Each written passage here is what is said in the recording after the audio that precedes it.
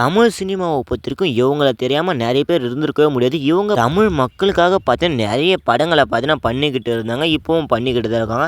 ஆனா இவங்க மேல பார்த்தீங்கன்னா, இப்போ ரீசென்ட்டா பார்த்தீங்கன்னா, போலீஸ் அரெஸ்ட் பண்ணி வச்சிருக்காங்க.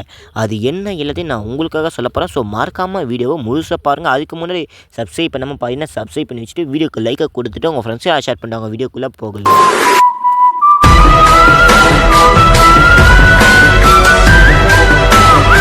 இவங்க பேர் தான் ஸ்ரீகாந்த். இவங்க போலீஸ் அரெஸ்ட் பண்ணதுக்கு ஒரு முக்கியமான ரீசன் என்னன்னா, இவங்க அதிக அளவுல பார்த்தீங்கன்னா ட்ரக்ஸ் யூஸ் பண்ணதா பார்த்தீங்கன்னா, போலீஸ் இவங்க மேல பார்த்தீங்கன்னா ஒரு கேஸ் போட்டிருக்காங்க. அதாவது பார்த்தீங்கன்னா என்ன கேஸ் போட்டிருக்காங்கன்னா, போதைப் பொருள் தடுப்பு வழக்குல பார்த்தீங்கன்னா, இவங்கள பார்த்தீங்கன்னா இப்போ போலீஸ் விசாரிச்சுக்கிட்டு வராங்க. அது மட்டும் இல்ல, இவங்க இப்போ ரீசெண்டா என்ன பண்ணிக்கிட்டு இருக்காங்கன்னா, அதாவது பார்த்தீங்கன்னா நீதிமன்றத்துல பார்த்தீங்கன்னா ஜாமீன் வேணும் பார்த்தீங்கன்னா ஒரு விண்ணப்பத்தை பார்த்தீங்கன்னா முன் வச்சிருப்பாங்க. இவங்க அப்படி அந்த நீதிமன்றத்துல பேச சொல்ல என்ன பேசுனாங்கன்னு நான் உங்களுக்கு சொல்றேன். இவங்கள பார்த்தீங்கன்னா போலீஸ் அரெஸ்ட் பண்ணி நீதிமன்றத்துல ஒப்படைச்சாங்க.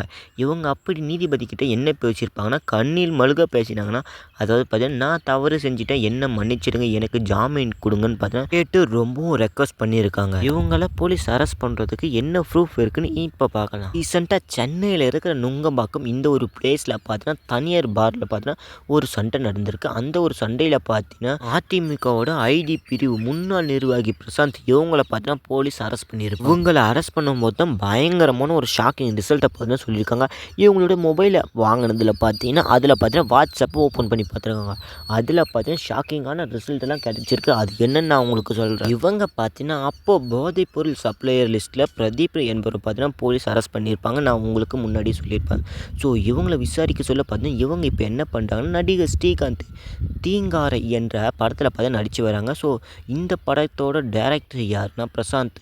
இவங்க பார்த்தீங்கன்னா தயாரித்து வராங்க. பிரசாந்த் என்ன பண்ணிட்டாங்கன்னா, ஸ்ரீகாந்த் இவங்களுக்கு பார்த்தீங்கன்னா போதைப் பொருள் வேணும்னு சொல்லி பார்த்தீங்கன்னா இவங்க கொக்கைன்களே வாங்கி சென்றாங்களாம். அதாவது பார்த்தீங்கன்னா கொக்கைனை நம்ம விக்ரம் படத்தில் பார்த்துருப்போம் பார், அதே மாதிரி இந்த ஒரு கொக்கைனை பார்த்தீங்கன்னா இவங்க வாங்கி போய் கொடுத்துருக்காங்க. இந்த மாதிரி பிரதீப் பார்த்தீங்கன்னா போலீஸ்கிட்ட சொல்லியிருக்காங்க. அடுத்து என்ன பண்ணிட்டாங்கன்னா, ஸ்ரீகாந்த் இவங்களை பார்த்தீங்கன்னா போலீஸ் விசாரிக்க ஆரம்பிச்சிட்டாங்க. நுங்கம்பாக்கம் இந்த ஒரு ஸ்டேஷனில் விசாரிக்க ஆரம்பித்தாங்க. போலீஸ் எப்படி விசாரிச்சாங்கன்னா, இவங்க ஸ்ரீகாந்த் அவங்களோட பிளட் டெஸ்ட்டை எடுத்து பார்த்தீங்கன்னா ரிசர்ச் பண்ணியிருக்காங்க.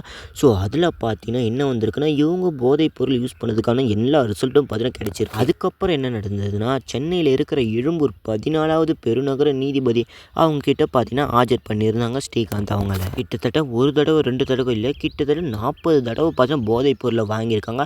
அதுக்கு பார்த்தீங்கன்னா கிட்டத்தட்ட 4.72 லட்சம் பார்த்தீங்கன்னா பிரதீப்புக்கு ஜிபேயில் பார்த்தீங்கன்னா அனுப்பிச்சிருக்காரு பார்த்தீங்கன்னா வாக்குமூலமும் சொல்லியிருக்காங்க. அதுக்கப்புறம் நான் மாட்டிட்ட ஸ்ரீகாந்த் பார்த்தீங்கன்னா இவங்க என்ன சொல்லியிருக்காங்கன்னா, ஸோ நான் வெளிநாட்டுக்கெல்லாம் தப்பிச்சு ஓட மாட்டேன், போலீஸுக்கு எந்த தொந்தரவும் பண்ண மாட்டேன், போலீஸுக்கு என்னால் முடிஞ்ச முழு சப்போர்ட்டை பார்த்தீங்கன்னா நான் கொடுப்பேன்னு பார்த்தீங்கன்னா ஸ்ரீகாந்த் சொல்லியிருப்பாங்க. நீதிபதி கிட்ட பேசும்போது பார்த்தீங்கன்னா என்னுடைய குழந்தைக்கு பார்த்தீங்கன்னா ரொம்பவும் உடம்பு சரியில்லை, எனக்கு ஜாமீன் கொடுங்க, என்னுடைய குழந்தையை நான் தான் பார்த்துக்கணும்னு பார்த்தீங்கன்னா கெஞ்சி கேட்டிருப்பாங்க.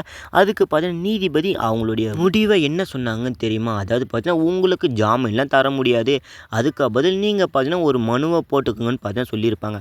அதாவது பார்த்தீங்கன்னா போதைப் பொருள் தடுப்பு வழக்கில் பார்த்தீங்கன்னா விசாரிக்க நீதிமன்றத்துக்கிட்ட பார்த்தீங்கன்னா மனுவை போட்டுக்கோங்கன்னு பார்த்தீங்கன்னா சொல்லியிருப்பாங்க. ஸோ அதுக்கு பார்த்தீங்கன்னா ஸ்ரீகாந்த் அவங்களுடைய தரப்பில் பார்த்தீங்கன்னா ஜாமீன் மனு பார்த்தீங்கன்னா தாக்கல் பண்ணியிருக்காங்க. அந்த ஒரு மனுவில் இவங்க என்ன சொல்லியிருந்தாங்கன்னா, எனக்கு ஜாமீன் கொடுங்க, நான் தவறு செஞ்சுட்டேன், என்னுடைய குழந்தைக்கு பார்த்தீங்கன்னா ரொம்பவும் உடம்பு சரியில்லாத இருக்குது, நான் அவனை பார்த்துக்கணும்னு பார்த்தீங்கன்னா ரொம்பவும் கெஞ்சி கேட்டிருப்பாங்க. எங்கள் குடும்பத்தில் பல பிரச்சனைகள் பார்த்தீங்கன்னா ஓடிக்கிட்டு இருக்கு, ஸோ நான் அவங்க கூட இப்போ இருந்தே அவனு பார்த்தீங்கன்னா கண்ணீர் மருக பார்த்தீங்கன்னா ரொம்பவும் கெஞ்சி கேட்டிருப்பாங்க. அதுக்கப்புறம் என்ன இவங்களுடைய வீட்டில் போய் சர்ச் பண்ண ஆரம்பித்தாங்க. அதாவது என்ன சர்ச் பண்ணாங்கன்னா, ஸ்ரீகாந்த் அவங்களுடைய வீட்டில் பார்த்தீங்கன்னா 3 பேக்கெட் போதைப் பொருட்கள் இருந்ததை பார்த்தா போலீஸ் கண்டுபிடிச்சிருக்கு. அந்த போதைப் பொருட்கள் எல்லாத்துலேயும் பார்த்தீங்கன்னா ஸ்ரீகாந்த் அவங்களுடைய கைரேகை பார்த்தீங்கன்னா கரெக்டாக மேட்ச் ஆயிருக்கு. இதையும் பார்த்தீங்கன்னா போலீஸ் செக் பண்ணி வச்சிருக்காங்க. இவங்க பார்த்தீங்கன்னா தமிழ் சினிமாவுக்காக பார்த்தீங்கன்னா பல படங்களை பார்த்தீங்கன்னா நடிச்சிருக்காங்க. கிட்டத்தட்ட பார்த்தீங்கன்னா 2002 இவங்க பார்த்தீங்கன்னா என்ட்ரி கொடுத்துருப்பாங்க. அதில் பார்த்தீங்கன்னா ஏப்ரல் மாதத்தில் மனச்செல்வம், பார்த்திபன் கனவு இந்த மாதிரி படங்களை நடிச்சிருந்தாலும் இவங்களோட படிப்பு குவாலிஃபிகேஷன் பார்த்தீங்கன்னா வேறு லெவலில் இருக்குது. எம்சிஏ பட்டதாரி படிப்புலாம் இவங்க படித்து முடிச்சிருக்காங்க. அதாவது பார்த்தீங்கன்னா இவங்களுடைய ஊர் பார்த்தீங்கன்னா சொந்த ஊர் பார்த்தீங்கன்னா திருப்பதி. ஸோ இவங்க பார்த்தீங்கன்னா பிராமண சமூகத்தை சேர்ந்தவங்க. ஆனால் இப்படி இருந்தும் பார்த்தீங்கன்னா இவங்க ட்ரக்ஸ் பக்கம் அடிமையாகிறதுக்கு என்ன காரணமாக இருக்கும்? இவங்க நடித்த இந்த ஒரு நண்பன் படம் விஜய் கூட நடிச்சிருப்பாங்க. ஸோ இந்த ஒரு படத்தை யாருமே மறந்துருக்க முடியாது. நடிகர் டைரக்டரான சங்கர் இவங்களோட டைரக்ஷனில் வந்த படம் தான் நண்பன். இந்த ஒரு படம் எவ்வளோ ஃபேமஸ் நான் சொல்லி தான் உங்களுக்கு தெரியணும்னு அவசியமே இல்லை. ஏன்னா கிட்டத்தட்ட பார்த்தீங்கன்னா இந்த ஒரு படம் எத்தனை தடவை பார்த்தாலும் போரே அடிக்காது. அந்த அளவில் பார்த்தீங்கன்னா இந்த படத்தில் நல்ல காமெடியாக இருக்கும், நல்ல ஒரு சயின்ஸும் பார்த்தீங்கன்னா இதை சொல்லியிருப்பாங்க. ஸோ விஜய், ஜீவா, ஸ்ரீகாந்த் இவங்க 3 பேரும் பார்த்தா இந்த ஒரு படத்தில் பார்த்தா மெயின் ரோலை பார்த்தீங்கன்னா பண்ணியிருப்பாங்க. பண்ணியிருப்பாங்க. அதுக்கப்புறம் நான் 2008வது வருஷத்தில் பார்த்தேன் இவங்களுக்கு மேரேஜ் நடந்தது. அது மட்டும் தானான்னு கேட்டிங்கன்னா அதுதான் இல்லை. இவங்க பார்த்தா எம்பிஏ இந்த ஒரு பட்ட படிப்பும் பார்த்தா படித்து முடிச்சிட்டாங்க. ஸோ இவங்களுக்கு பார்த்தா சர்டிஃபிகேட்டும் கேதர் பண்ணிட்டாங்க.